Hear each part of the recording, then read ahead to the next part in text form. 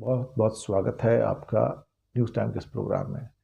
दोस्तों, ज़ोहो जो विशुद्ध भारतीय कंपनी है जिसने तहलका मचाया है कि आईटी का नया बच्चा पैदा हुआ है, दुनिया का भारत से पैदा हुआ है, शुद्ध भारतीय कंपनी है, 100% भारतीय कंपनी है। इस पर यकीन कीजिए, इसका मेल बनाइए, बाकी सब काम बंद कीजिएगा। अश्विनी वैष्णव ने मेल बना लिया, सरकार में अमित शाह ने भी इसका मेल बना लिया, और फिर धीरे से एक खबर निकल के आती है कि ये आदमी तो आरएसएस का आदमी है, या फिर ये बड़ा आरएसएस के साथ बड़ा क्लोजली जुड़ा हुआ है। एक्चुअली ये क्लोजली जुड़ा हुआ है।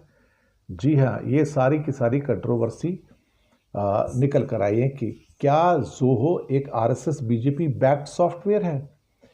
तो कहने को इंडिया की मल्टीनेशनल टेक्नोलॉजी कंपनी है, सेल्फ फंडेड है, लेकिन अल्टीमेटली जो इनके मालिक हैं श्रीधर वेम्बू, उनकी जो क्लोज रिलेशनशिप है खासतौर से आरएसएस के साथ में, अब वो स्केलेटन्स निकलकर बाहर आने शुरू हो गए हैं। उनकी जो पॉलिटिकल लीनिंग्स हैं वो भी निकलकर बाहर आ रही हैं।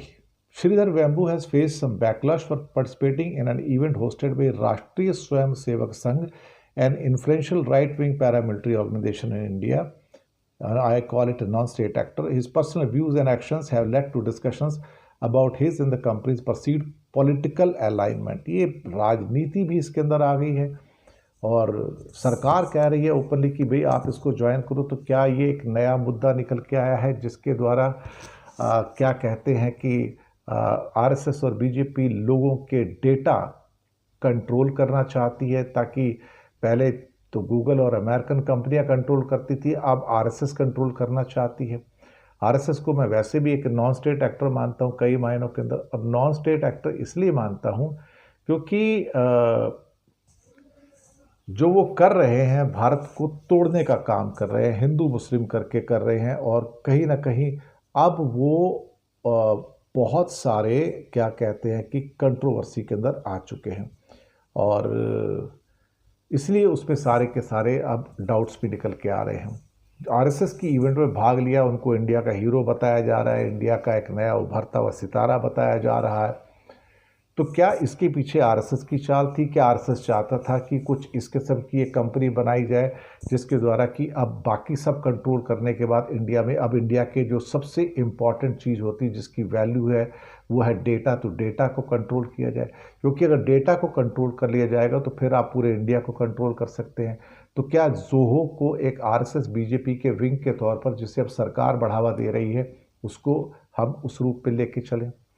देखिए, बदनामी तो बहुत सारी हो रही है, इसमें तो कोई शक वाली बात नहीं है, और आरएसएस की इवेंट में भाग लेने के कारण श्रीधर वेम्बू जो उसके मालिक हैं उनको काफ़ी बैकलैश भी फेस करना पड़ा है।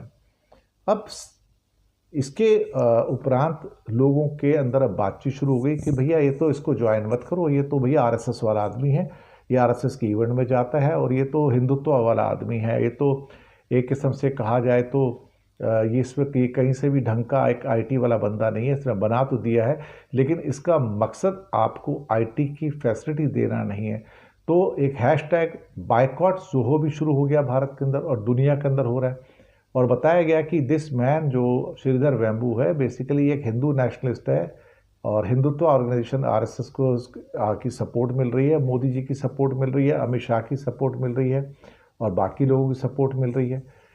तो अब मुझे लगता है कि ये जो श्रीधर वेम्बू का केस है अब काफ़ी कंट्रोवर्शियल होता चला जा रहा है, और एज ए पर्सन पहले मुझे भी लगता था कि भाई ज़ोहो शायद मैं भी ज्वाइन करूँ, लेकिन अब सोचता हूँ कि ज़ोहो ज्वाइन करके होगा क्या, मुझे तो कोई फ़ायदा होने वाला है नहीं। हाँ, ये ज़रूर होगा कि हो सकता है मेरे डेटा आरएसएस के पास चले जाएं, और बाद में हो सकता है इसका मिसयूज़ भी किया जा सके। तो ज़ोहो एक बुरी तरह से एक समस्या में फंस गया है, और अब उसको बताया जा रहा है कि ये आरएसएस और बीजेपी बैक्ड सॉफ्टवेयर है, या ये बनवाया गया है, शायद हो सकता है बीजेपी आरएसएस के द्वारा पैसे भी दिए गए हों।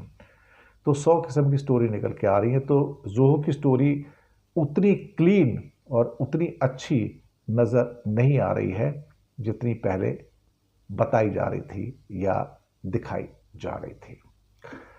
शुक्रिया आपका बहुत बहुत।